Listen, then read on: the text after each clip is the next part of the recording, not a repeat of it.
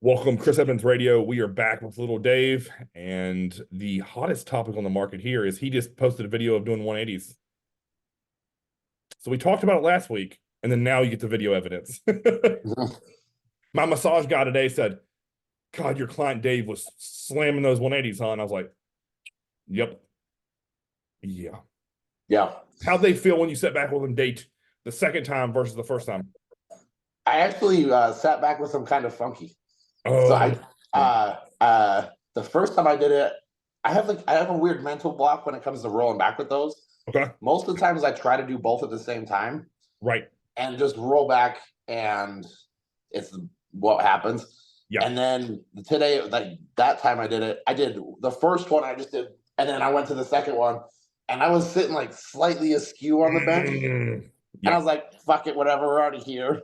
Right. I'm not gonna retry this. I'm already fine. Right. So if you watch the video, like you see me like reset. Like I'm sitting down there for I did like the little shuffle. Yeah. Yeah. And I know that took a rep out of me. Oh, but it was good. I mean, and I had Zach there. I mean, Zach forced another rep out of me.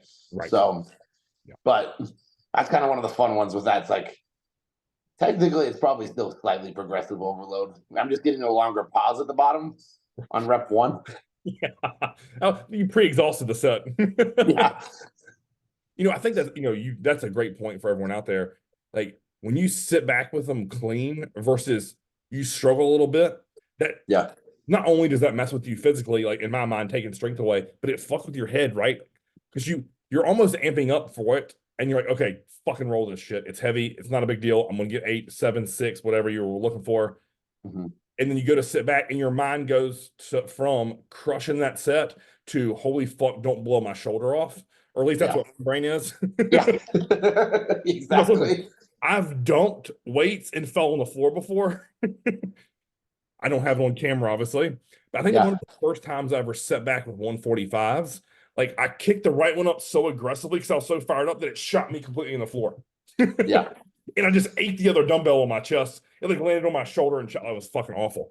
And then trying to regroup after that was stupid. Like at that point, you're like sitting in a pile of dumbbells, and my training partner was like, well, that didn't work. Like, no. And listen, when you have those heavy ass weights, like, one little weird movement and it just gets you out of that groove. So the more you kick them back, the better it'll get. But exactly. Well, it's like getting used to it, because it's like slightly different. And I don't know about you, but there's like some days like my hips are tighter, so like leaning both of them back at the same time, just like with your knee, just like falling backward. Also, that's like the biggest stress fall ever. Yes. Yep.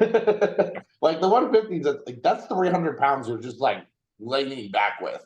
Yes. Yep. So the 180s, that's 360 pounds I'm just casually like falling onto a bed with. Right. Yeah. I mean, I'm like you. Anytime I get over 120s, I'll kick them up single like you did in that set you posted. Yeah. That's why it's like a mental block for me. Like everything up to 150, I know for a fact I can just like, okay, cool, just lean back with. Those ones, my dog says hi. But she's losing her mind right now. She's got out of daycare, so she's all hyped. Ready to play. But we're good. But how that goes. Just a matter of getting used to it. There'll be a point where it's not so. Well, actually, I don't know if there's ever gonna be a point where it's not gonna be like slightly unnerving. Right. Because that's honestly like the hardest part of that whole exercise. Well, just getting those up into place is kind of a pain in the ass. Getting them up, putting them back, like all that little stuff that no one thinks about. Because I'm sure at this point you just throw them on the ground and roll them back to their spot and then lift them into place. Or do they sit on the ground? They're on the bottom of the dumbbell rack. Oh yeah. I was actually laughing with Zach. I was like, these ones are the easiest ones to roll. Because they're the 150s are brand new. Well, they were like brand new like a year ago. So they're still really stiff. Oh, right. But these ones, like, they roll like they have ball bearings. Yes. Yeah. Those are good dumbbells. The ones that don't give you any play are horrible. Yeah. So, well, it's better than. You've probably used some of the weird ones, like the 145s we have. the handle is slightly bent. Oh, yeah. So, like, depending on how you hold that in your hand, it either becomes the craziest forearm exercise, Yep. or it's just painful. Yes. Yep. Because you're either holding it like an upside, you're holding it like a U, which sounds terrible. Yep. it's I think it buries like in some nerve in the middle of your palm, and I mean, you're getting stabbed the whole set. It sucks. Yeah. No, that's another very valid point that most people that just don't use heavy ass dumbbells don't understand how those work. Yeah. So no, that's cool. I mean, I'm sure that'll be fun to kind of progress with. And I mean, anytime you get upwards of, in my mind, like 140s or above, like that's playing with some good weight. And yeah, if you I think the fun part was the 180s. We did the back off set with my last feeder set. Well, Zach's last feeder set actually. So Zach's last feeder set was 145s. Okay. And I got 16 with those on the back off. Oh. So okay, so that's another point that people don't understand. Like, so now that you have perspective of 180s, suddenly everything else is like, yeah, that's easy. Like, you could probably pick up the 160s for a back off and be like, oh, this is a break. Yeah. Other than I really like the high rep back off sets on the. Yeah, same. It just feels good. Agreed. Yeah. You know what's really interesting? Like, I'm glad you actually said that. So this Tuesday for my chest and shoulders, my opening exercise, like, I don't know if you remember any of those old John programs where he used to have us do high rep, like 20s in the Smith machine decline. So this past week, I started out my opening exercise with a decline hammer strength, and I did all sets of 20 until I missed 20. Man, my chest is so fucking tore up today because of that. And listen, that's not typical. So of course it's going to be sore. But God, the pump I had coming off that first exercise, I was like, fuck, like I could have walked away from chest and honestly just gotten to shoulders. So everyone who's out there scared of higher rep chest stuff, like, stupid, do it. So exactly, for real. All right, so I think the first thing we'll talk about is, so last week's podcast we talked about the sideways chest press and my absolute hatred for it, and I made a comparison between, you take a kid who's dumping his heart and soul into the sideways chest press, and you take the kid similar size and do the same effort and energy on an incline barbell press, and I said, guess who was going to grow the most at the end of a year or 2 years? And I thought that was pretty common knowledge. Yeah. But apparently, according to the internet, it's not. So I had this really smart guy come at me and say, Chris, like, the exercise doesn't matter. And as long as you apply the same effort, energy, and intensity to the other exercises, you're going to grow the same. Now, I can get behind that if you're, say, subbing a hack squat for a leg press, or maybe a barbell row for a dumbbell row. But there's some exercises, especially isolation to compound, that don't sub or correspond in my mind. Yeah. You know, if I gave you and said, hey, Dave, I want you to do a top set and a back off for leg extensions, and had someone else or have your training partner Zach do the leg sets that way, whose legs do you think are going to grow more? Yeah, exactly. It's going to be the leg press. Yeah. Like, to me, well, it's how much load you can put on it. Right. Our leg extension goes to 285. Right. That's not even close to what my leg press goes to. It's not even a warm up. 285 is not even a warm up for leg press. Yeah. Right. No, it's not even, I have no idea how many plays that is, but that's probably less than 4. I honestly, some days feel straight arm pull downs more than I might feel a heavy row. I don't believe for 1 second that straight arm pull down is putting on more muscle than a row. Yeah. That could be machine, barbell, dumbbell, Smith machine. I don't care. I mean, I don't understand why this is even a contention of argument. Like, I don't understand how something so precise versus the shotgun approach of putting on muscle has lost this entire generation of lifters. So, of course, naturally, when this dude came at me, I looked his profile up. Any clue? Anybody want to guess what he looked like? Holy Hopefully not Ronnie Coleman. no, because that's the first thing I'm going to do. First thing I'm going to do before I respond is like, okay, maybe this dude has incredible genetics, uses the shitload of Serostem, and he just grew, right? Yeah. Okay, no. It looks like he may have found the weight room last week, maybe the week before. And I don't say that to be a prick, but how in the world can you come on the internet with that little amount of muscle tissue and talk to me about, hey, you know what works better than I do? When honestly, man, like if you just scroll my page, the amount of clients and personal growth I've had, you can't fucking deny that. So of course, I pointed that fact out to him, like, hey man, like I don't understand how this is even remotely relevant. Like you can look and see, I know what I'm talking about. He immediately goes to the most classic argument of it doesn't matter how much muscle you have to understand how this system works. And secondly, he was like, look at all the pros. None of them do any of the basic compounds anymore. The key word is anymore. Yeah. You we and I talked about this on the last podcast with bikini girls. Yep. Once you hit a certain musculature, what if you're an open bodybuilder and you're 300 pounds in the off season, you probably don't need to get much bigger. Right. Just fucking hold that tissue, and then maintain all of it when you prep. Yep. Like you're not adding a substantial amount of size to that ever. It's not, this isn't the NPC in that category. Right. And that's where so many people get so fucked up because they we talked about this last time. They're like, oh, cool. Charles Glass is having this guy do this. He's isolating that tiny little portion of his, mid trap with this cable shrug movement. Yeah. Like you do realize this guy came up by deadlifting 7 plates for reps. Right. Yep. Like that muscle is going to be attached to him for a while. Yes.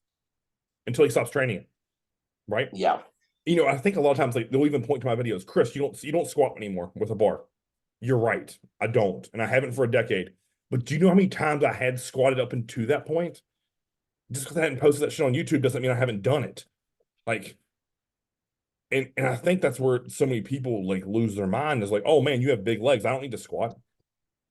I developed the core of my strength in my mind through barbell squats, front squats, spider bar, yoke bar.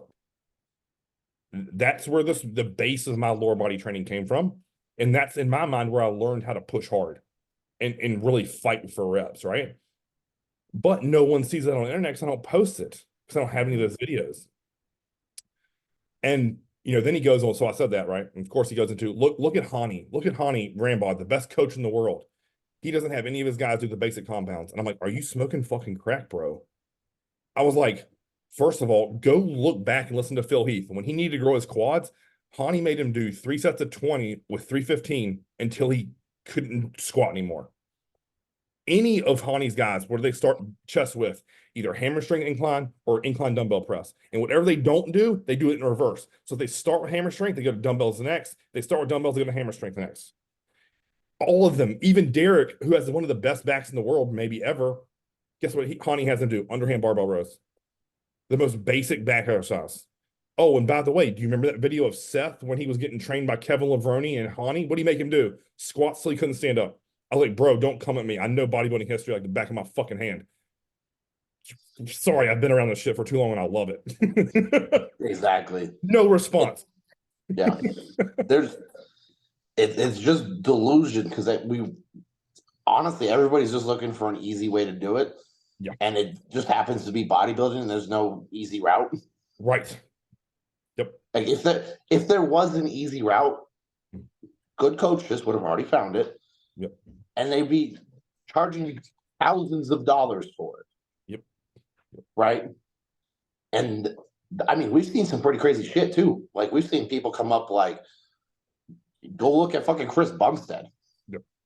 Oh, he doesn't train hard or heavy. Yeah. Like, Right. Yeah. Go take a gander at what he does on the squats. Right. Or his deadlifts. Yeah.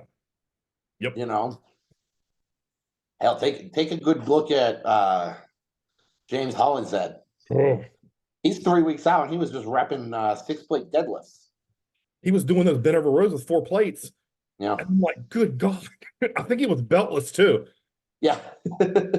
And didn't he military like seated shoulder press 4 plates? I'm pretty sure I saw that. Yeah. Like, and there's no question, all the fat's gone. Yeah. It's all gone. Yeah.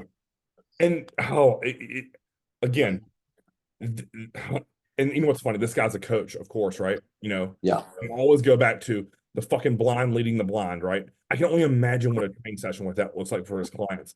They're probably doing so many like pinpoint, like scalpel shit. They have no fucking muscle. Yeah. Like, honestly, and this isn't me like talking shit. If I look like that dude, I'm not posting my pictures shirtless on the internet. Because when I was that small, there was no internet to post them on. If there was, I sure as fuck wasn't doing it. Guess what I was doing? I was keeping this shut and listening like a motherfucker and learning. I don't understand why that thought process in this generation is gone. Everyone's a fucking expert because they read it in a book, or guess what they did? They come to someone's page and they rip it off. And like, oh, they take all those thoughts and original things those guys have learned in the trenches and they just regurgitate that shit. And they act like it's the original thought. It's not. Yeah. Here's a fun little calculator for everybody listening. So take someone's height, 65 inches, 5'5", times that by 3. If they don't weigh that much, they really have, and depending on how lean you think is acceptable for them to be in that range, right, is how much I'm going to take their word for advice, right? Yeah. So 65 times 3, we got 65, 65, 65. So what is that? Almost 130. Yeah. So that's just over 200 pounds, 205. Yeah. Right. I'm in that range. Interesting, right? So next time you're taking advice from some dude off TikTok who's 6'3" and 190 pounds, right? Realize that's a pretty fucking normal dude. Yes. Yep. Yep. And if he's giving you advice on steroids, like he's probably giving. Did it work? It's a fucking normal dude. Right. Yep. If you met him at Costco, you'd be like, wow, cool. That's good quantities of bulk supplies you have here. Nothing else is interesting about you. I always laugh because these people, if you walk them on the street, you wouldn't even know they worked out or trained. No. And that doesn't matter if you're, so all here is, oh, well, they weren't in a hoodie. Or sorry, they weren't in a tank top. Listen, if you're big, everyone knows. Yeah. You walk into a room, no one's shoulders should be this wide. Yeah. Oh, those are supposed to be loose-fitting pants, and when he squats down, they ripple at the inseam. Yeah. You cannot hide a massive muscular physique. You just can't. Now, you may wear some things and may look like, oh man, is he fat or is he big? I don't know. Strips down, you'll know pretty quick. But for the most part, my original training partner who taught me bodybuilding always said that to me, Chris. Dude always wore oversized shirts. And he's like, have you ever seen me in a tank top? No, sir. Have you ever questioned if I was big or not? Oh, fuck no. Everyone in here knows you're big. It's because I am big. Yeah, it's pretty fucking common sense. Like the powers of people's observational skills have just digressed since the 90s. Yes. Yes.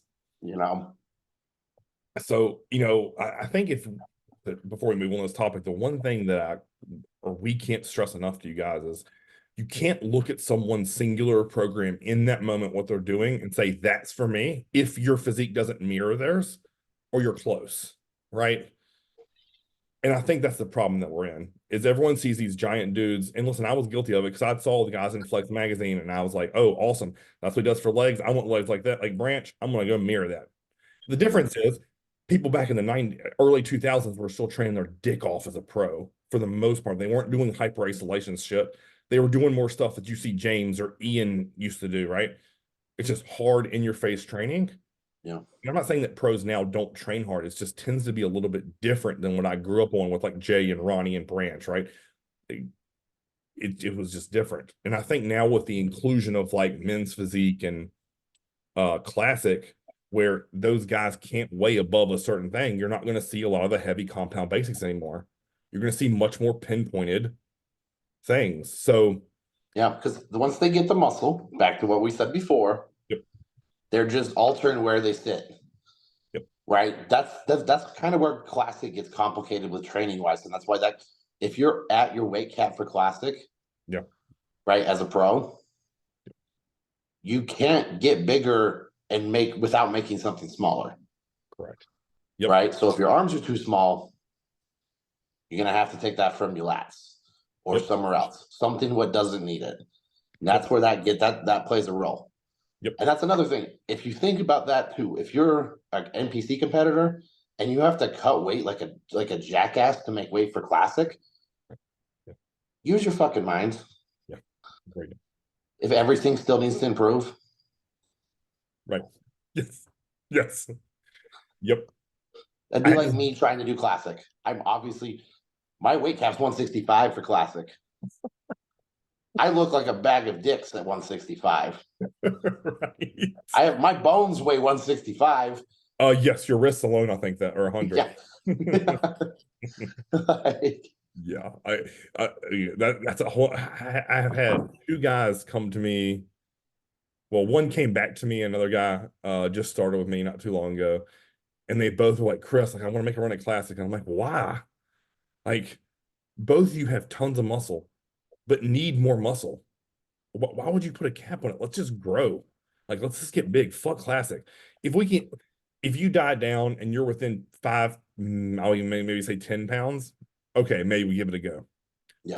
But why? If you're sitting at 25 pounds over your weight cap right now and you're in pretty good shape, no, do bodybuilding. Stop it. Like the trunks at this point are almost the same.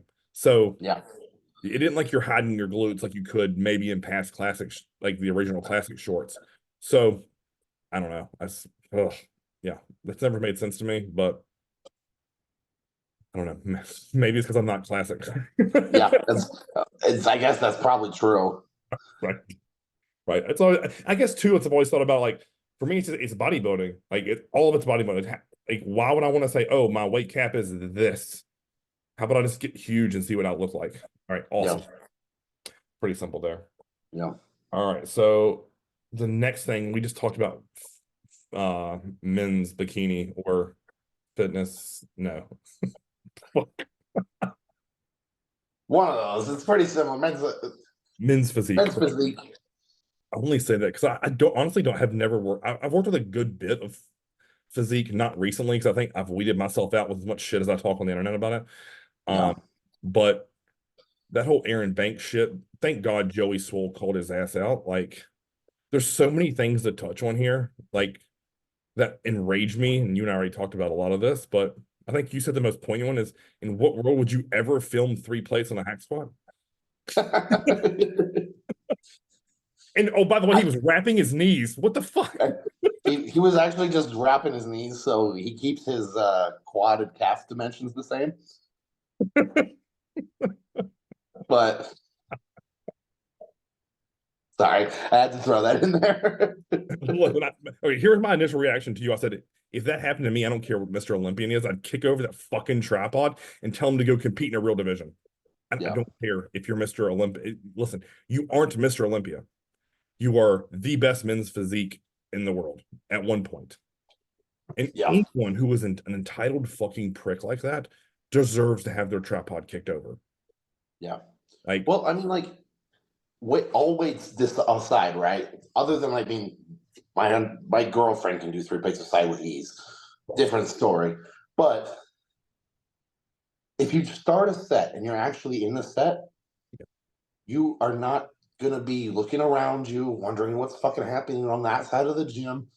Your brain is in that hack squat. Yes. And coming up.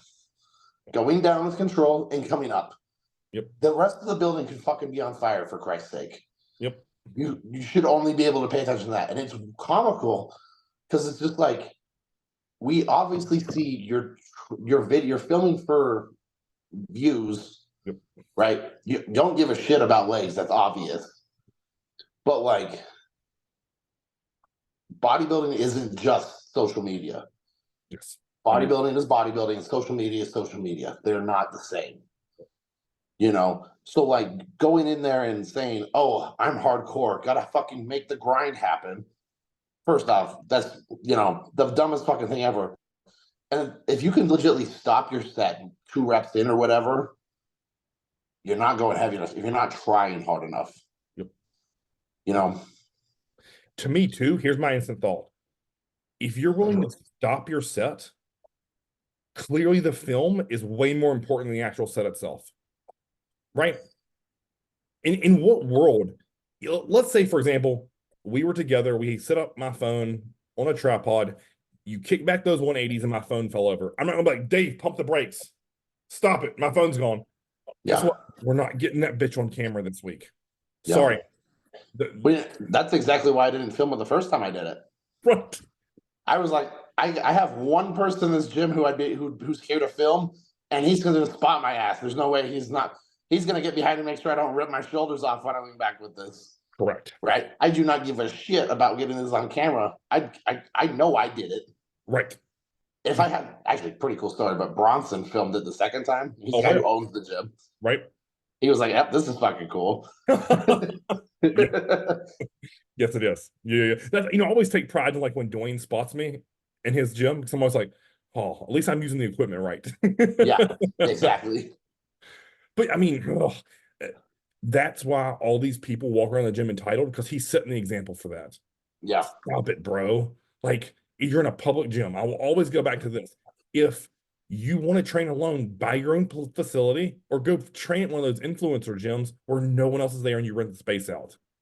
It's not your private facility. You're literally 9 times out of 10, you that motherfucker ain't paying a membership anyways. Let's just be honest.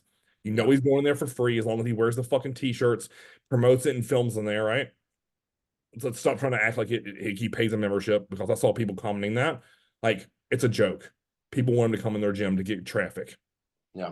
2, it's not a private facility. No one else gives a fuck. Most people probably don't know who you are, bro. They just think you're some giant motherfucker with muscle. They don't know that you're Mr. Olympia. They don't.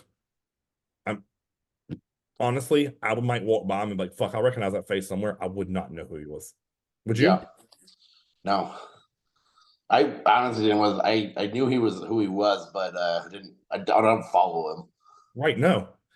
I'll tell you a perfect example. When I was training one of my clients for North Americans in Pittsburgh 3-4 years ago, and that dude who has my same last name, Edmonds, who won the men's physique, was training in the gym, and my client was like, "Oh, do you see what is like his?" I was like, "I don't know who that is. I know he's big and he's got a cool physique." Yeah. Like, "Oh, that's Mr. Olympia." I was like, "For what?" That's funny. Oh, like, I'm not trying to be a dickhead, but I followed the sport and didn't know who these people were. Like, yeah, I think some normal person just training at the gym may have been there a year, 2 years, 3 years, doesn't follow bodybuilding, doesn't know who the fuck you are, or even notice your tripod. Like, when I go to get water at the water fountain, I'm not saying, "Oh God, I'm not only getting your shot." Like, I couldn't give a fuck less. Like, well, that's how it should be. Like, unless they're paying for the entire gym. Yep. You know what I mean? It's like, whatever. Like, there's 2 times I could watch care if someone was actually filming and it was their spot, right? Yep. Bronson, when he did a film thing for his fucking gym, right? Yes, he owns the fucking place. I'm gonna let him do whatever the fuck he wants. Yes, he legitimately owns the motherfucking gym. Yep. Right. Yep. And that's really about it. Yes. Agreed. Listen, it's going to come down. I know it only because there's many gyms as you and I probably go into. I will be probably on camera kicking someone's tripod over. I don't want to be that dude, but don't fucking give me a reason to. Like, yeah. I hope that I'll take the high road and like listen to Angela's like inner voice inside my head, like, Chris, take the high road. Don't do this. Yeah. But listen, if one of those little smart ass motherfuckers pop off with the mouth, good luck. Like, it's no joke. Here's what sucks, right? Is people hear me say that, and like, but Chris, you film in the gym. Yeah, you're right. First of all, I don't film in the gym. I have someone else that does it. And we make an effort to make sure no one else is in the shot if they don't want to be, and we always give them preference. Mm-hmm. Always. If Dwayne or what is my name? HR, the other trainer at the gym, or Leah, or on a piece, I don't say how many sets you have left. We need that for video. I don't. If they need a piece, they're getting it. They're working, making money. Yeah, you're not taking up the entire half of the gym, so they take up your lighting. Right. You're just filming what you're doing and getting it. There's a huge difference between that and just like acting like you own the place. Yes. You know, like especially when people set up fucking videos in the fucking hallway. Yeah. It's like, Joe, where am I supposed to walk? Do I look like I can walk through a fucking wall? Right. Yeah. Is there another door over there I can walk through? I think not. And the funny thing is, I don't care if you have 30 followers or 30,000 or 300,000 or 3 million. Yeah. That to me is utterly irrelevant. Yeah. I will always go back to, if you want your own space with no one in it, fucking pay for it. Yeah. I'm sure any local gym will say, hey, like, if you want to pay for by the hour when they're closed, they'll gladly take that money. Yeah. Yeah. You got to realize you're going to get charged a premium for it. And if something breaks while you're there, guess what? That's on you. So, you know, I think at the end of the day, like, just be cool to people. Like, as I'm sitting here saying, I kicked somebody's tripod over, right? Now, I wouldn't do that if you're not being a prick, but if you're gonna clap off with the mouth at me, listen, I'm not that motherfucker. Like, I usually have some really evil thoughts going through my brain, and you're gonna come in my world saying that? But all right, let's change the subject before I get canceled off of YouTube. Men's wellness. I've said that I want this division, but I don't want it the way they're posting it. Right. They had to, oh, we're gonna get kicked off fucking YouTube for this one, but Yes. it would have been cool if it was still a men's division instead of like a middle ground. They're like, I don't know what Brazil was thinking, but it's just like, I mean, we do have three categories with men against men, like competing, right? So it's like, I have zero idea why we need to have a weird category what's kind of competing against both. But like, it would be cool to see someone like a maxed out leg division. I mean, we do have open bodybuilding and classic. Yes. And to a degree, they should have pretty much maxed out legs. Yes. Yep. But you know, it's like men's physique. It's like, it'd be pretty fun to see what would happen if I didn't have to recover from upper body training. Right. To see how crazy my legs could be. Mm-hmm. You know, it's the exact opposite there, right? They don't have to recover from leg day, so they can grow their upper body more. Yep. That should just be common sense, right? If you don't have a body part to recover from, you can train other things more. Yes. You have a whole extra day. A whole extra day. Yep. Oh, and a whole fucking lot less. Like the 2 days after fucking leg day, we're already fucked up. Oh, yeah. Yep. You know. And think about, like, in my mind, I've always thought about this, like, when I'm either growing or trying to lose body fat, think about how many calories get robbed through the session and then recovering from that session. So if I'm in a season and I have to eat way more because I'm hammering my legs, like, I've always that conundrum, right, of guys who really need to bring their legs up in the off season who don't have a big appetite, like that's hard. Because if you train legs properly and you're, say, doing them twice a week, even if you split like hamstring day and a quad day, that's a lot of food you have to eat. And then you have a shitty appetite on top of that. And then you have central nervous stress where that deters you from eating after the lift. It's a negative equation that doesn't work well, right? Yeah. It's one of those concepts what kind of makes sense, but no one really thinks about it. Because like, if it was up to me, I would be training 15 times a week. Yes. Yep. You know, I don't have the ability to recover that well. No, not, especially the way I train. Yeah. Right. You know, if I was just doing fluff and isolation movement, I could probably train more. Would I grow more? Probably not. But that ebbs and flow. But that's how that works. You know, if I don't need to train legs as much, you can grow upper body faster. So like we said, it'd be kind of cool to see how crazy you can make your lower body. Yeah. If you didn't train your upper body. Same. And I think I said to you, like, I'd like to see a division where calves are judged. Like, where calves actually play a part of the equation. Yeah. Like that. I only say that because I have good calves. I've had shitty calves. I'm like, oh, fuck, stay in bodybuilding, asshole. But like, to me, at least what I've seen in that division, I like the idea of it, but the way it was presented was like, it's all women's wellness posing, which to me, it's not a women's division. Like, it's a male division. So what if we just get bodybuilding poses that show the quads and hamstrings, glutes, adductors, calves from all angles, and the upper body importance is reduced. Yeah. Honestly, I think it's the opposite of what bodybuilding is for the most part. And it's something I've always felt is I've always been judged more harshly, I feel like. And this is from judges' feedback, by the way.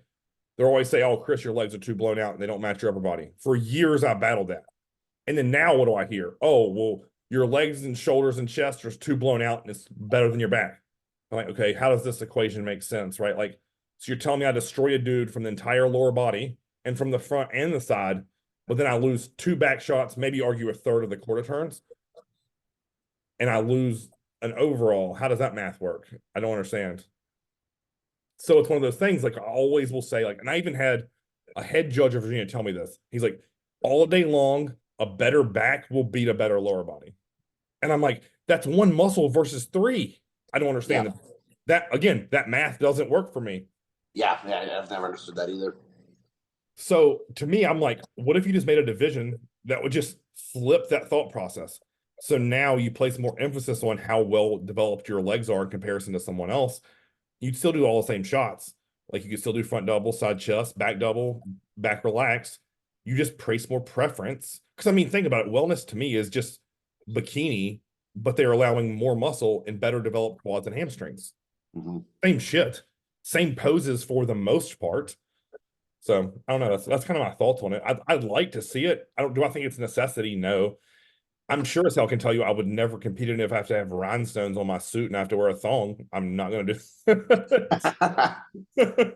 or if I have to get hair or makeup done. Yeah, it's not happening. Oh, Jesus. Like, yep, that would be very difficult. Yeah. So we'll see if that sticks. I thought it was interesting that Tyler Mannion came out immediately. I already said this to you, but it was like, we're good with the divisions we have. Yeah. Probably the best response he could have had.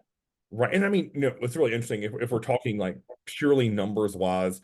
I do think it's interesting that women have 7 categories and we only have 3. I mean, and I did see like some people talking in the comments, like it would be cool to see a men's fitness, like where you get dudes who are like retired gymnasts. Yeah. Like I would agree. I think that would be some pretty cool shit to see, but I don't know what the market for that is. Yeah. Well, you get some interesting people like my buddy Alex, he's men's bodybuilder, but he's probably like so far in the extreme of like everything. Like the man did the splits on stage without right. With, you know what I mean? Like he's like super mobile, everything, like he could definitely do whatever he wanted there. Right. You know what I mean? So he's just like big and bendy. Yeah, right. You know, this just doesn't usually happen. Yeah. It can. It's like the Missy Truscott but in a dude form, right? Yeah.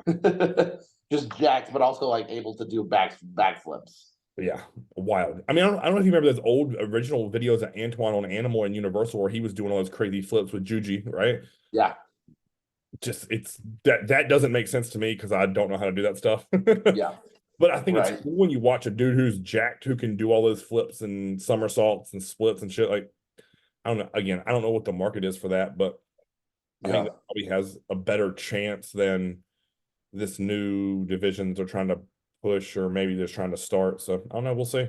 I always thought they would do some sort of like model division to where you get guys who are like way smaller. So you would increase the size of the pool for people who compete purely from a business standpoint. You know what I mean? Where it's like come out in like a blazer with nothing under it, like just a suit jacket, and you still have to have like good abs and a pretty face.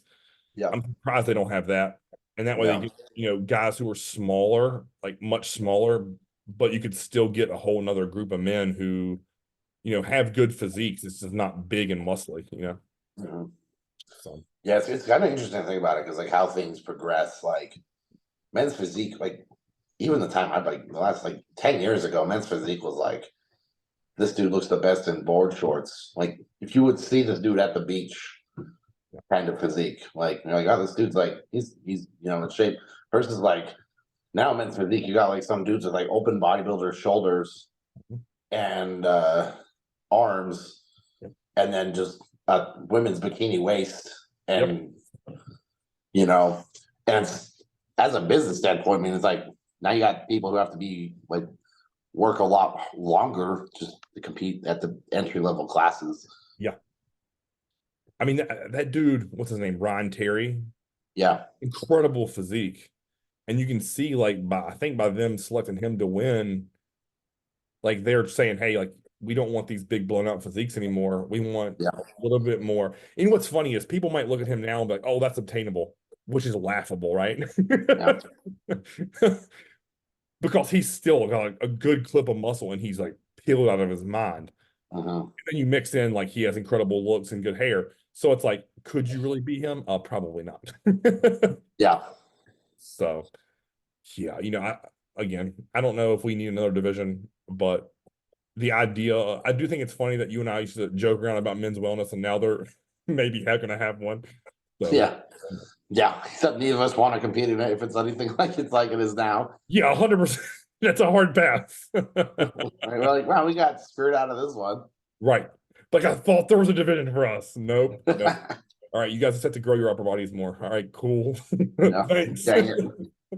Back to work. All right, last thing here, and I think this might take the longest of all of them.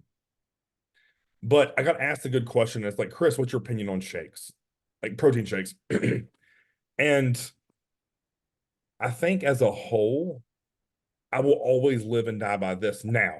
And this is what I told you before we started hit record, was my philosophy on shakes have 100% changed from when I was young and a bodybuilder and shakes were pushed down all of our throats. I think the fewer the shakes you can get away with in a day, the better. Do you agree with that? Oh, 100%. Yeah. Especially pre-contest. Yes. Like in pre-contest, like there's not really any point where you shouldn't be hungry.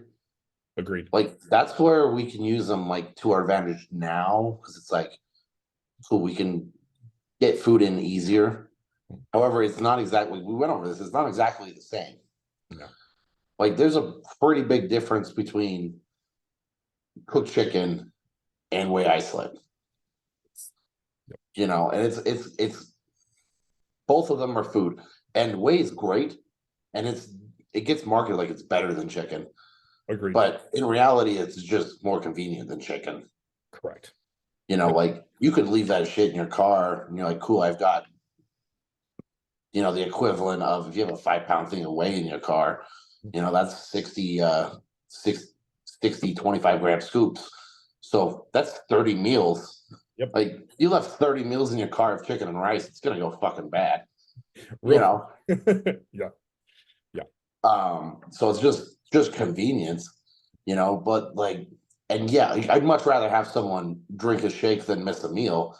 Yes. But it's sometimes you gotta like, there's nothing convenient about bodybuilding. No. So it's like one of those things. It's like, stop trying to make things easier. It's not going to happen. Like, eat your food how you should be. Like, I get after people for drinking their egg whites. Yes. Like, yes, I'd much rather have, if you're not going to eat your fucking food, let's figure out why, you know, first. Yes. Don't just start fucking drinking your egg whites because it's, you know, you saw Jay Cutler do it. Right. You know, Jay Cutler wasn't doing that when he was prepping for shows, by the way. Nope. Eating every one of those 16 egg whites. Yeah. Yeah, all of them were cooked. Yeah. But we get like, you know, people want it. It's just funny because it's just like, well, you can do that, but like, you can also eat, you know, people fail to realize this so much. Like, it's pretty fucking easy to see. You turn on your grill and you cook a piece of chicken to like 165 degrees and it's fucking perfectly done. Or if you left that piece of chicken on there for 3 hours and now it's a briquette. Oh, there's still both chicken. Which one do you think you're going to use? Like, you think eating that piece of charcoal is going to help you build muscle? I know, right? Like, it might detoxify your colon. Yeah, agreed. You know, but it's not gonna build muscle. Like your digestive process is so much important. Like, it has so much. It's not just, oh, eat big, get big. It's you're only going to be as big as what you can digest. Right. Agreed. You know, we talked about this earlier, but like, if you drink the Masticator shake and an hour later you're shitting your brains out. Yep. Like, do you think that's putting on muscle, or just messing your insides up. You know, and it's so easy to see. It's like building muscles, like probably item number 30 on your body's to-do list. Yeah, oh, yeah. You know, and if you start fucking up like one or two, which is digest and use your food, you know, like if those are fucked up, your body's building muscle goes further down on the list. You know, so it's like, I mean, if you're not digesting right, you're probably not going to grow muscles that well. You know, we've seen it millions of times where you take someone to like, he's like, oh, I eat 5,000 calories a day and I just can't gain weight. And you're like, all right, cool, here's this. And you just give them a plan. It's like 3,200 calories, but actual fucking food. You know, less cinnamon cookies and less fucking mass gainers. And then all of a sudden the dude starts growing. He's like, but I'm eating less. It's like, well, you're absorbing more. And your stomach is flatter. Yeah, you're less inflamed. Right. You're digesting better. You can probably train harder. Yep. Agreed. Hold on one second, man. You know, I cannot tell you how many times people have come to me drinking 2, 3, 4 shakes a day, and they looked soft, not full, and had all those stomach issues you told me about. Yeah. And their food was higher than when I originally started. I'm like, hey, let's pull this back to 1 shake a day, or if they were extreme cases, to 2, and then let's just eat your food. And even though it's less, we'll increase it once you can start digesting it. Well, what always happens? They look bigger, they're fuller, and they're harder, and their digestion is spot on. And they're like, what do we do? I can't understand. I'm like, I took those fucking shakes out, man. Like, I know they're marketed as like the same, like as you said, the same as chicken, the same as a piece of fish or turkey, egg whites, and it's just not. Like, as I told you before we started, is like the ingredient list on a chicken breast is 1. The ingredient on a good isolate is still that deep. Mm-hmm. Well, there's always sometimes there's some fishy things in there. Like you get those ready to drink ones. Oh, like the second ingredient's calcium caseinate. Right. You're like, yeah. That's like actually used as cattle feed. Like, like it's one of those things that's just like, when it comes down to it, it's like what are you going to do with what's given to you, right? Like we don't always live in a perfect world where you're going to be able to like cook and eat every meal like as it gets to you. Like stuff's going to happen. You're going to have to bring stuff with you. Yes. Some kind of a shake might be a good idea, but it comes back to like the principle of like, all right, if I'm having a shit day, today's legs, I've got 30 minutes to train legs. Am I going to go to the leg extension machine and use that for half an hour? Or I'm going to pick a squat or leg press and you do that for half an hour. Right. I'm going to do the best I can with what's given to me. Yes. You know, and so many people that goes right over their head. Like it comes down to like, even like your food ingredients, like, you know, it's like, all right, what do I have access to and what can I do what's better? Right. Am I going to eat that Skippy peanut butter bullshit or am I going to go find some just fucking peanuts? Right. You know, like it's the same thing. It's not the same thing, but you know, both peanut butter. Every time I watch one of those like Muscle and Strength, and it's like a athlete in prep and they're using Jif Natural, I always want to just like poke myself in the eyeballs. I'm like, did you not read the label? It has molasses in it. Yeah. It did, but it tastes so good, Chris. This natural stuff, that's not fucking natural, bro. Right. Yeah, for real. And it's just like you wonder why you're and then they blame Splenda for why they're holding water. Of course. Yeah. You know. Yeah. They're like, it's not the chicken breast I got from Walmart when it says 30% saline solution. Right. With rib meat. Like, I mean, that's better than not eating. Yeah, right. You know, but you know, there's a reason why we do things a certain way. You know, I think that's that's the problem, right? Is I think people might hear us say, okay, if you do all whole food meal, that's better. Yes, I agree. If you can, in a perfect world, eat 6 whole food meals, I promise you will see better results. But I can promise you this too. If I had 5 whole food meals and 1 shake, that's better than 5 whole food meals and you missing a shake. Yeah. Right. Or missing them. Yeah. You know, I've had people who it's like, they're always missing meal 6. It's like, well, cool. You know, and the only way for them to get meal 6 in with the life they live is to miss out on sleep. Like, cool, you know what? Actually, I'm just gonna reapply your meals. You got 5 meals now. All of them are slightly bigger. They're covering that. The calories are the same now. It's like, oh wow, this is easier to progress. You're not fucking missing. You know, that's what bodybuilding is about. It's not just being a machine and just doing this. It's finding what you can do. And like I said, if you're getting 30 minutes, it's like go find the squat rack, not the leg extension. Yep. You know? And you know what's funny about those people you just described in 5 meals, right? When you put them in a hard deficit, suddenly they can move their meal spacing to 2 hours and you can get them back to 6 meals. And then we go them into a reverse diet, they're still fucking hungry and they keep that 6 meal pattern until they get into the all season or growing phase, and then you pull it back down to 5. So it's just manipulating that body. No, that to me comes very logically, right? Mhm. Okay, if I have a dude come to me, they're struggling to eat. I have a really good women's bodybuilder right now who I think I might be able to turn pro in the next 2 years if she just follows the plan. Like, she came to me, her digestion was wrecked.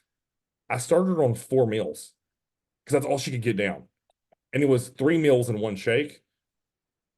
Now we're up to 6 meals and she's crushing them. Yeah. It took us 6 months to get here.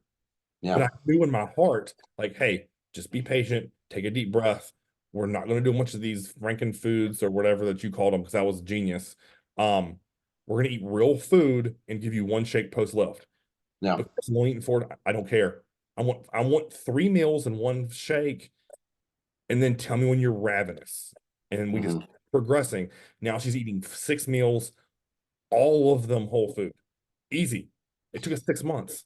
Yeah. Just you had to exercise some patience. I could have started out and been an asshole and said, hey, you're gonna eat 6 whole food meals, crushed her digestion further, and then she just quit in 3 weeks because I cannot do this. So sometimes it's like you said, you just got to take a deep breath and problem solve, because as you know through doing this, and your girlfriend said it perfect on that podcast. She was like, I don't know how in the hell you have his food so high.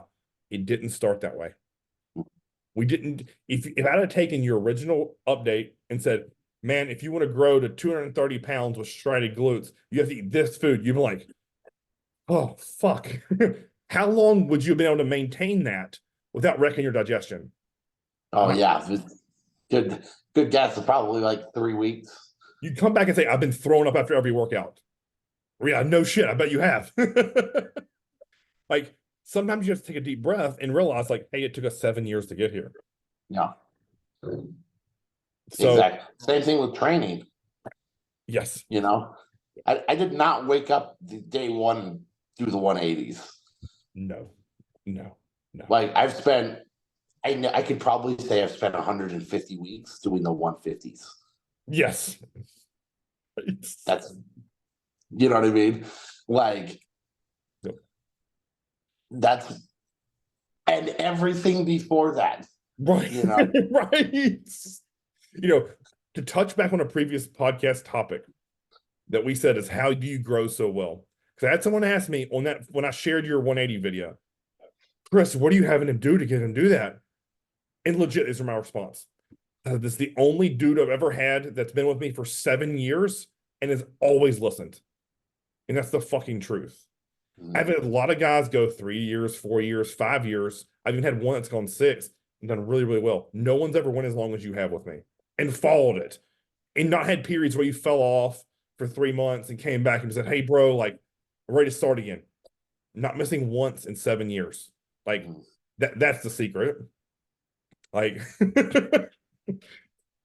so to wrap all of this up of shakes and everything else we've talked about and rambled about is, if it comes down to hitting a meal or not, have the shake. But if you can eat and you have time and you have the finances to afford a 6th whole food meal or a 5th or a 4th, do it. Like, and I know people always point back like, well, such and such pro did 3 shakes a day and blah, blah. Okay. That was a one-off. One person. How about you give me a case study of 40 or 100? They can't do it. Because I realize that's really rare. Or how about you just sit down and intelligently think about how you look when you eat shakes and feel versus whole food meal.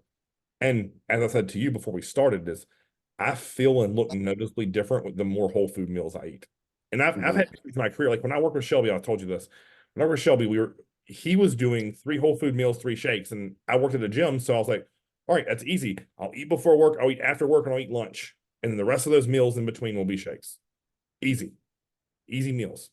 And yeah, it was super convenient. It took me almost no time to prep shit.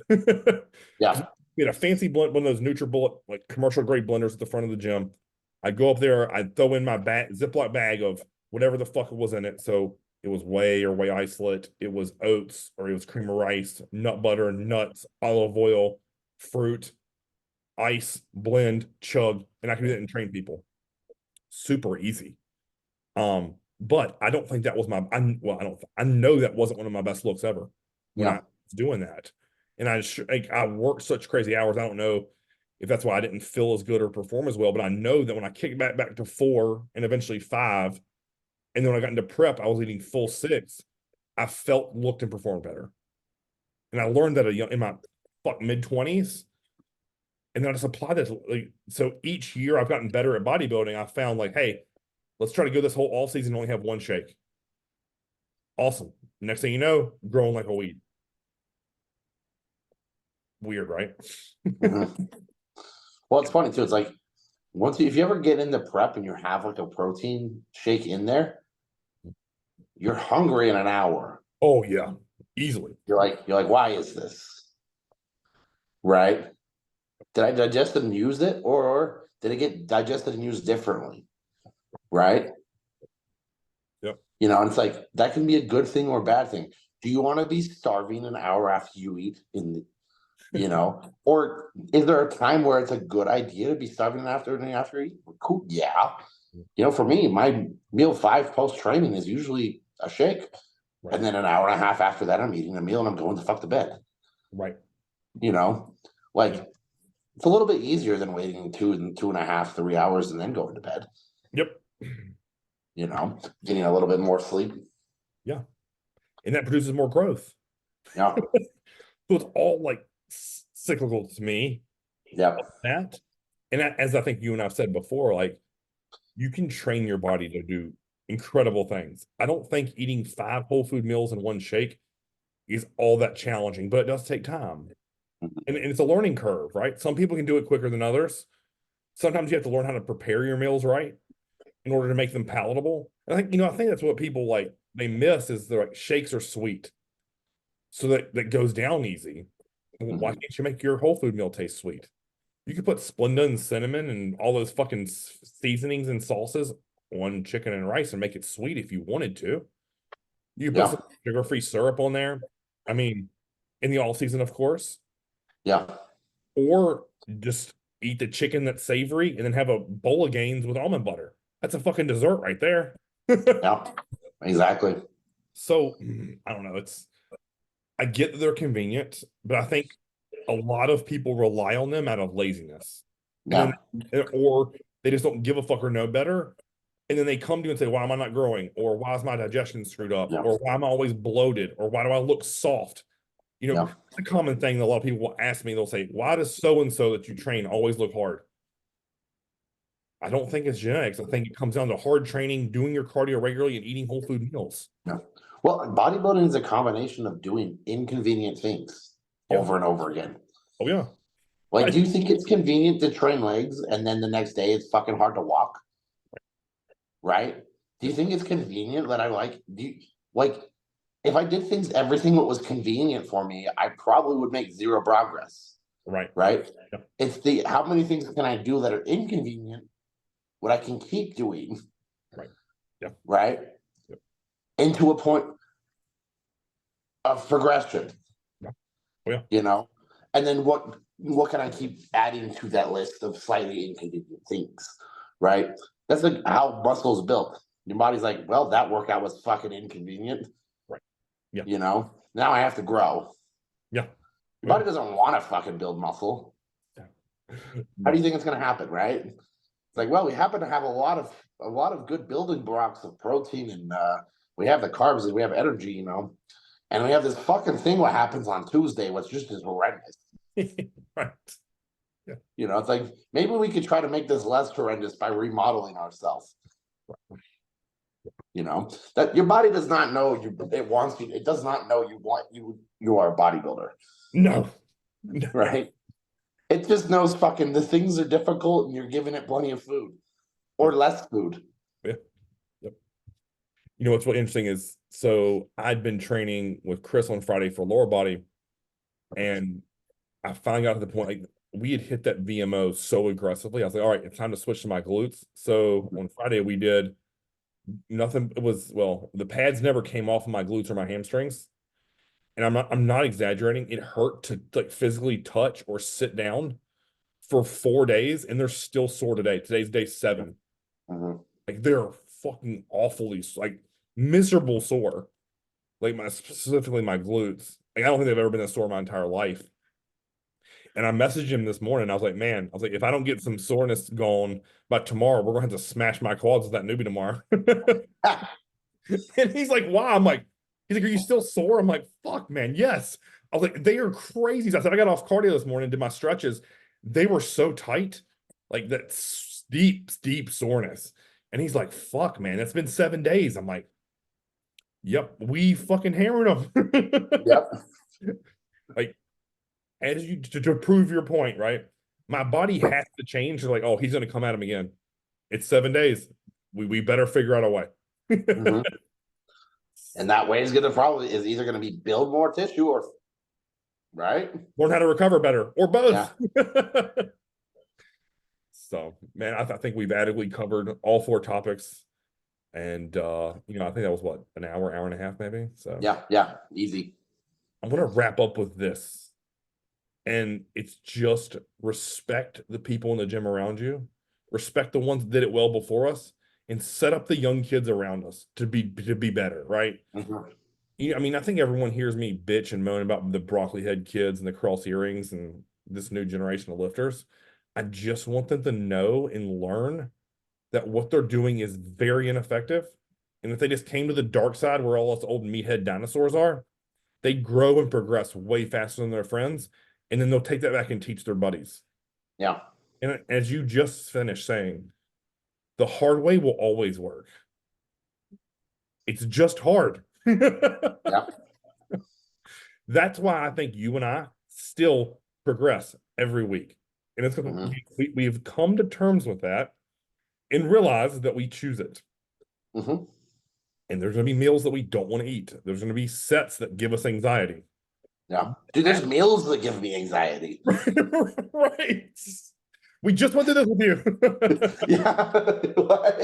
Like, you know, at some point my body's gonna be like, well, fuck, okay, let's figure out, you know, we keep getting bombarded with hard fucking training sessions and we keep getting bombarded with fucking food. Right. It's like, well, we might as well start storing some of it as, you know, muscle. Let's fuck, you know, at some point my body's just like, you know, fuck it, let's start growing. You know, I don't have any other options. Yep. I mean, what's really funny is I think your body is like signaling to us it's time for you to start a prep. It's like, hey, our digestion is starting to slow. I might be getting some acid reflux every now and then. Yeah. And what I say, all right, let's pull our food back. Yeah. Let's start dieting. Right. You just got a little fast track. You know, what's really funny is you normally get sick at the start of a prep and kick us off. So maybe this time you're just like, yeah, we just start a little earlier. Yeah, we'll just disregard that sickness this time. Right. I feel like every prep recently, you've been like, Chris, I just threw up for 3 days straight and I'm down 10 pounds. I'm like, awesome. We just started the diet off great. That's your version of DNP, right? Yeah. I'm gonna go get the flu and I'm gonna just throw up for 2 days consecutive while eating zero food. Right, because if my memory's right, weren't you at a horse ranch or you were somewhere with a fence behind you? Yeah. Fuck, I can't remember where you were. Oh, I don't know. Yeah. I was at a horse ranch. Yeah. Because you sent me photos and my thought was like, where the fuck are you? Oh, by the way, I've been sick as shit. Okay, got it. Prep has started. Yeah. That's a good memory, right? With many fucking check-in photos as I see. That the only time I think someone's probably outdone that is one of my old guys sent me check-ins in front of a giant elephant in Africa once. Yeah. That was pretty cool. Yeah. But yeah, I mean, again, going back to that whole like tripod thing, like I just think back to when I used to look around a gym and see all the big dudes, like I put those guys on a pedestal. And I thought, man, like one day I'm gonna look like that. And all of those dudes treated me great once they saw that I was about that life, which was come in, kick myself in the fucking face, and then show up the next day and do the same thing. And then slowly I grew and they're like, oh, he must be eating his meals. Yeah. And then suddenly they start giving you a head nod. So you're like accepted as one of them. That's like a big day, right? But sadly now I think a lot of them like look at us as like old dinosaurs and like, oh, fucking stupid ass meathead jacked up on trend. Well, it depends what time of the year it is, I guess, but yeah. We are not using trend more than we are using it. Fun fact for all you young kids. Right. Yeah. It's like I don't use trend year round to look like this. Right. You know, it's like I've been making progress for the last 7 years. If I was on trend for 7 years, I would love to see a case study on that. Oh, then they're in the grave.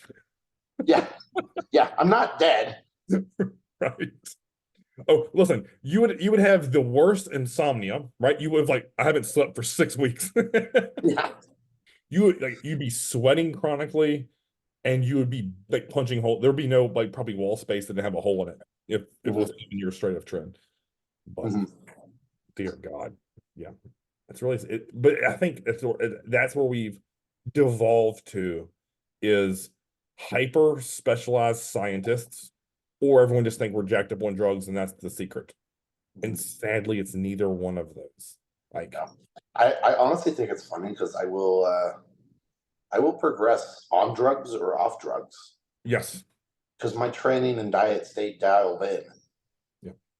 You know, it's really funny. People would be like, oh, it must be nice. It's like, well, I mean, currently I'm, if I'm on stuff or I'm off stuff, like, it doesn't matter. I'm still going to eat my meals, still going to train hard. I'm still going to focus on recovery. It's not like something just changes if I'm on something. No. You know what? I think what's really interesting too is think back like when you were really young and small and everyone like had your back, like, oh man, look at him. He's really getting it. Like, it's almost like just, it's almost like a negative thing, like pat you on the back, like keep going, good job. And the next thing you know, they're like, oh fuck, he's as big as I am. And the next thing you know, you're like, he's one of the biggest motherfuckers in here. And then it's turned into hate, right? Oh, gotta be some secret. What the fuck's he doing? Yeah, awesome. Like, it's really sad because it's the same fucking people that are like, oh, well, he's bigger than me now, so he's got to know some secret. And there's not. You know, it's actually like Fight Club. We just, us big guys, we just have to lie to the little guys.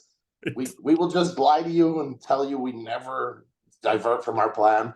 We only eat chicken and rice. We're just fucking with you. You know. Yeah. You know, it's really interesting. I think if I would love to hand a guy in the like 150s to 170s, you just send them your Excel sheet that is still the same one that we started with, and said start at page 1, and then calculate the days to days 2, or update 2 and 3 and 4, and every time his diet change, just mirror it. Enjoy. There's the secret. I think they would think we were full of shit. Well, I think my favorite thing is we'll have to count this one of these days. Okay. But we have 7 years worth of diet updates on that Excel sheet where we have. Right. And that's 6 contest preps. Yes. How many times has that diet changed? It's got to be less than 60. Yep. I would assume. And that's including like 6 contest preps. Right. Yes. Yep. Like, I'll have to go count that one of these days when I'm bored and doing cardio and just like count the number of tabs on that thing. What I would also love to know is the amount of food sources used. And show that, like, have it broken down, like, here's the proteins we used, here's the carbs we used, here's the fats we've used. And I think people, what? Yeah, those are the food sources. It's all we've ever used. And then I think if they look at the drugs on there, they'd probably think I was full of shit. Like, oh, he went there and modified it. Okay. Oh, dude, it's laughable. I wish I had time to go back and do shit like that. Right. We'll just have to feed that into an AI bot. Yes. Take this document and turn it into a whole bunch of different graphs. Like cool reports. Yeah. So what's really interesting is Angela did that with an AI her company uses. So she gave it all the data and it gave her this like really cool like summaries. And I was like, oh man, I need to get on this. Like this is super cool. Because I could give them your spreadsheets and say analyze it and be like, from year 1, you gained this amount of muscle, and year 2, you did it because your protein increased from this to that. Like that'd be some cool shit. Like where you look at it as a whole and to say, oh, peak carbs on year 1 versus peak carbs on year now, like that would be cool to analyze and like having a pretty spreadsheet to show people. But you know, again, it goes back to you ever see like Dorian talk about the drugs he used? Everyone just calls him a liar. Like, oh, I know, it's hilarious. Or Lee Priest, you know, pick any of those guys. Like Lee Priest is probably my favorite one. When people do just like, do you realize this kid's genetics? Also, do you realize he wasn't training like a dumbass from day one? Like his mom and dad were both bodybuilders. Right. Yep. He started training when he was 11. Right. So when he competed, like when he did that his one show when he was 21 and he looked fucking stupid. That's 10 years of training. Right? Yep. I don't think people realize that. They're like, oh, he was 21. This is a genetic freak. It's like the dude was training when he was 11. Yeah. Like hard. He was probably training before that. Right. Yeah. You know that kid was being brought to the fucking gym, like tagging along with his mom and dad being bodybuilders. Yeah. Agreed. Yep. He probably spent more time than most people when he was 17. He probably, the fact that he probably has 15 years of gym experience when he's 17. Right. Yeah. That stuff. You know what I mean? Yeah. Yeah. And like you said, had a good guiding hands. It wasn't like an hour where you're in there just like trying to do shit and figure it out. Yeah. It was like, no, here's how you grow. Here's how you eat. Here's how you train. Here's how you sleep. Here's how you do cardio. Go. Yeah. And you pair that with good genetics, and that's what happens. Like, I mean, I think I've heard him say before, like his numbers and stuff. And he's like, oh, I never use more than, I'm just making this up, by the way, 500 megs a test. And everyone's like, oh, it's got to be a liar. Yeah. If he's telling you 500. What incentive does he ever have to lie about it? Like, to me, you either Michael Hearn that shit and deny it to your grave, or you're honest. I don't see any room for gray area. Like, if you're openly talking about it and admitting it, like, what incentive do I ever have to say, oh, well, I only use 2. I use a Serostim. I didn't really use 10. Like, there's no incentive to be anything but honest in terms of you're talking openly about it. But then, well, it's funny too, because it's like, also you got to factor in with some people still think what generic growth hormone is real. Right, yes. They're like, oh, I was taking 10 IUs of growth hormones. Like, well, that was probably GHRP6 or some kind of analog or baking soda. But and that versus actual stuff. Yeah. I just had a conversation with one of my clients. He was like, why do you think these guys are taking like 15 and 20 IUs of growth? I'm like, because it's generic or it's fake. Yeah. I said, I was like, trust me when I say this. If you take 6 to 8 units of Sero, maybe 10, or if you want to be crazy and do 12, you will feel that. And good luck using you will feel 1.8 IUs of Serostim. Yeah, right. Yes. Like noticeably better than I don't even care. You can take the entire fucking bottle of your generic shit and you'll have your numb hands because they put something in there. Right. You're like, I can't feel my hands or my feet or my nose. Right. Like, cool. I got, I've seen better results off 1.8 IUs of Serostim than, 6 to 10 of generic. Correct. It's like one of those things. It's like, let's go down a whole nother. We need a podcast for that. Right. But to me, that all stems from just lack of knowledge. Yeah. And this whole like more is better, which is why most people do way too much volume. But they don't apply the more is better to food, though. No, that would be too difficult. Yeah, it's too hard. Fuck. All right. We better shut this down because we'll just keep talking about random bodybuilding shit that pisses us off. So anyways, until next time, Chris, Dave, we are done. Sweet.